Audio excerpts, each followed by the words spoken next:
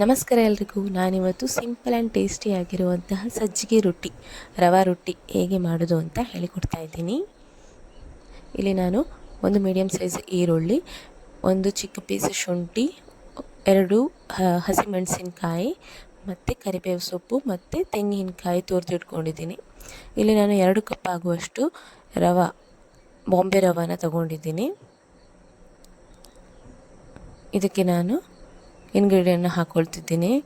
ತೆಂಗಿನಕಾಯಿ ತುರಿನ ಹಾಕ್ಕೊಂಡಿದ್ದೀನಿ, 2 ಕಾಯಿ ಮೆಣಸನ್ನ ಹಾಕ್ಕೊಂಡಿದ್ದೀನಿ ಮತ್ತು ಒಂದು ಮೀಡಿಯಮ್ ಸೈಜಲ್ಲಿ ಕಟ್ ಮಾಡಿಟ್ಕೊಂಡಿರುವಂತಹ ಈರುಳ್ಳಿನ ಹಾಕ್ಕೊಂಡಿದ್ದೀನಿ.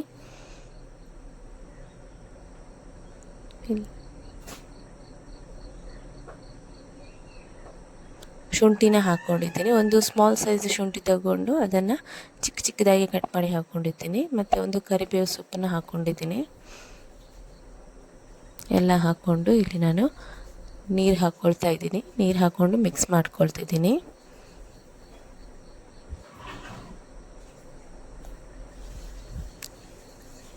ನೀರನ್ನು ಇಲ್ಲಿ ಸ್ವಲ್ಪ ಸ್ವಲ್ಪನೇ ಹಾಕ್ಕೊಳ್ಳಿ. ಅಂದರೆ ಇದು ಕನ್ಸಿಸ್ಟೆನ್ಸಿ ತುಂಬ ನೀರು ಕೂಡ ಆಗಬಾರ್ದು, ದಪ್ಪನೂ ಆಗಬಾರ್ದು. ಸ್ವಲ್ಪ ಸ್ವಲ್ಪನೇ ನೀರು ಹಾಕಿ ಮಿಕ್ಸ್ ಮಾಡ್ಕೊಳ್ತಾ ಇರಿ.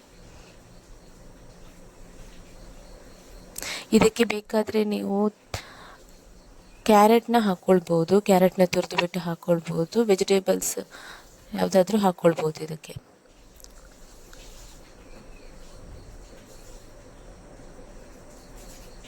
ಇದಕ್ಕೆ ನಾನು ರುಚಿಗೆ ತಕ್ಕಷ್ಟು ಉಪ್ಪನ್ನು ಹಾಕ್ಕೊಳ್ತಿದ್ದೀನಿ. ನೋಡಿ, ಇದು ಕನ್ಸಿಸ್ಟೆನ್ಸಿ ಕರೆಕ್ಟಾಗಿ ಬಂದಿದೆ. ಇಷ್ಟು ಬಂದರೆ ಸಾಕು. ದಪ್ಪನೂ ಇಲ್ಲ, ನೀರು ಆಗಿಲ್ಲ. ನಾನೀಗ ಕಾವಲಿನ ಇಟ್ಕೊಂಡಿದ್ದೀನಿ. ಕಾವಲಿ ಬಿಸಿ ಆಗೋದಕ್ಕೆ ಬಿಟ್ಟಿದ್ದೀನಿ. ಕಾವಲಿ ಬಿಸಿ ಆದಮೇಲೆ ಇದಕ್ಕೆ ನಾನು ಎಣ್ಣೆನ ಹಾಕ್ಕೊಳ್ತಿದ್ದೀನಿ.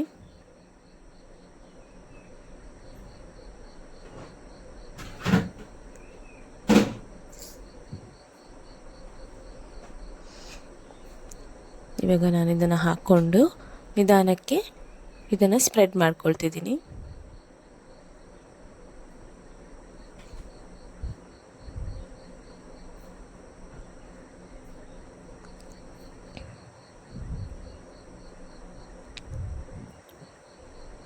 ಇದ್ರ ಮೇಲೆ ತುಪ್ಪ ಕೂಡ ಹಾಕ್ಕೊಳ್ಬೋದು, ಟೇಸ್ಟ್ ಚೆನ್ನಾಗಿರುತ್ತೆ.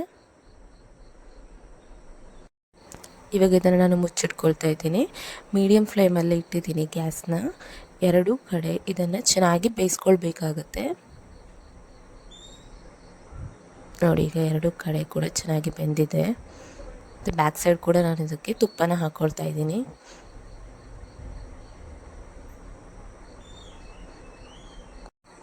ತುಂಬ ಸಿಂಪಲ್ ಆ್ಯಂಡ್ ಈಸಿಯಾಗಿ ಮಾಡ್ಕೊಳ್ಬೋದು. ನಾವು ಇದನ್ನು ಚಟ್ನಿ ಒಟ್ಟಿಗೆ ಹಾಕ್ಕೊಂಡು ತಿಂದ್ವಿ. ಟೇಸ್ಟ್ ವೈಸ್ ಕೂಡ ತುಂಬ ಚೆನ್ನಾಗಿ ಬಂದಿದೆ. ಇಷ್ಟ ಆದರೆ ಲೈಕ್ ಆ್ಯಂಡ್ ಸಬ್ಸ್ಕ್ರೈಬ್ ಮಾಡಿ. Thank you so much for watching.